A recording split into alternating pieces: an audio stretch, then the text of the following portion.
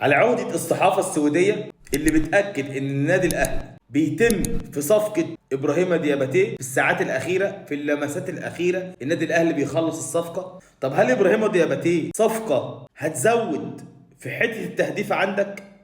في الحتة اللي احنا شايفينها ديت إن الهجوم في الأهلي أصلا مش أحسن حاجة.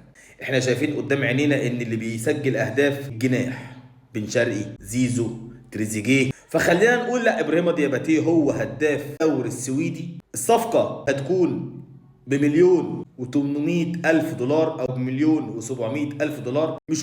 مش وحش في لاعب زي ده، بس المهم يجي ويخلص. يعني المهم يجي ويحل لنا الازمه بتاعه المهاجمين.